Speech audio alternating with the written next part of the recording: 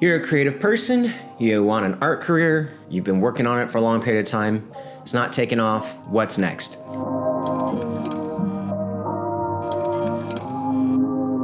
Hi, I'm David Miller. This is my home studio, Primordial Creative in Los Angeles, California, and I've lived here about a year and a half at this point. I'm 46 years old this year, and sometimes I get asked, why has my art career not skyrocketed if I've been working on it for so long? And you know, the reasons, you really got to be honest why something isn't happening. It's almost always you or what you're not doing or the limits you put on yourself, the way that we handicap ourselves. So I just wanted to address for people who are trying to get something going and it's not taking off, like, how do you talk to yourself? How do you change that energy flow? What do you do to get to the next level? And so I'm gonna make this as generic as possible because this actually applies to most things in life. Number one is recognizing that no one is coming to help you, save you.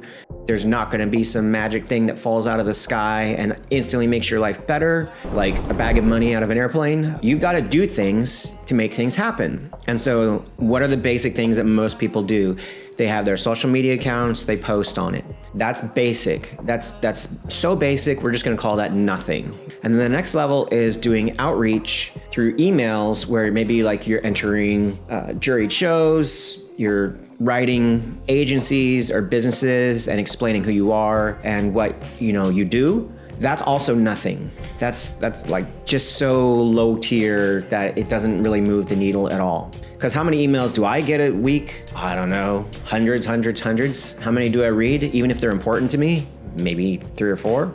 If you are going to outreach to somebody, you need to explain what you can do for them, why you're of service to them, not here I am and this is what I do. That's the next level of what you should have in your outreach. But keep in mind that this is the equivalent of sliding into somebody's DMs. And my friends are all female, and so I hear all their stories, and on a daily basis, guys slide in their DMs and try and start conversations. Again, that's nothing. It means nothing, The next level for my female friends is that they meet people in person and they're like, hey, let me get your number and maybe we go out for a drink sometime, In Los Angeles, that is so boring, basic, and common that it's not even worth notice. It's beneath notice to my female friends. And you writing an agency, writing a business and suggesting that you have a sit down powwow, you have like a business date.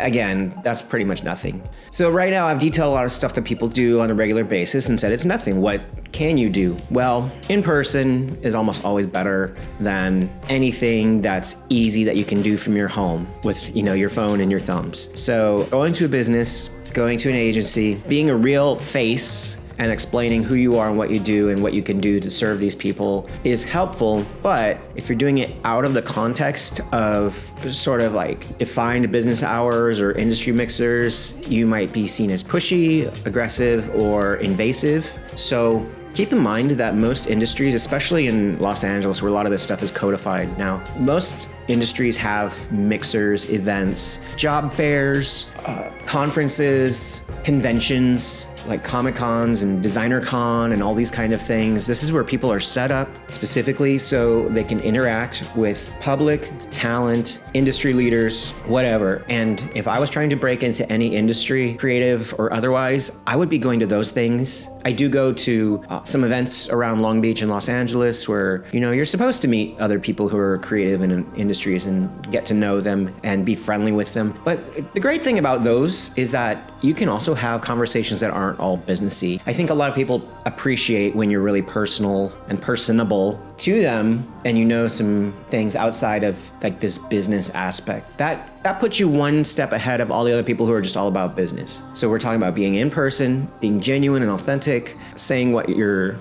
able to do for other people as a service, not what they could do for me, because nobody cares, especially in Los Angeles. And then the next step after that is the above and beyond stuff. So I'll give you an example. I did this animation for a hotel around the time the Barbie movie came out. And the reason why I got that job doing these stop motion character animated Barbies is because of all the people that the hotel reached out to do this, I was the only one who made a 2-minute video where I sat in front of the camera, much like YouTube. I had gone and bought a Barbie. I animated it just a few seconds, but to prove that I could do it. And I positioned it as being confident that we're able to accomplish the goal that the hotel was setting out to do. The guy who hired me told me that everybody else he reached out to, they either didn't respond or they just sent like a rate sheet, but nobody actually went above and beyond, And I mean, if you can go above and beyond, if you can pick up the phone and call, that makes you so much further than everybody else who doesn't pick up the phone and call. If you can come up with a cool giveaway or leave behind, like I make zines and I can hand that to someone, say, here you go, just got my contact in the back if you've any interest, but just wanted to give that to you. That puts me so much further ahead than everybody else that doesn't do that. You got to think that way. And it doesn't matter if you're a shy artist, because I'm a very shy artist. I would love if my life was just, I could sit in my apartment and do not and have no interaction with anybody else outside my cats and occasional friends. That's not reality. And if I wanted that easy life where I didn't have to go hustle and meet people who have connections and, perform services for them and build my brand that way, if I didn't want that life, then I should really just stick to working a day job. And by the way, my day jobs were not easy. I worked in mental hospitals and behavioral health stuff, dealing with clients who had suicide and drug issues and so on. So yeah, I hope that you, no matter how shy you think you are, if you're an INFP creative like myself, or you're just somebody who is kind of awkward around public and other people, just realize that it's not a choice. If you're going to take this seriously as a vocation, as a craft, whether you're a writer, musician, visual artist, an FX artist, whatever, you have to get out and align with people who are in your industry and can help you level up. That's not a choice. It's something you have to do. So you got to get over being shy. All right, great pep talk. Best of luck in your own creative endeavors. Talk to you next time.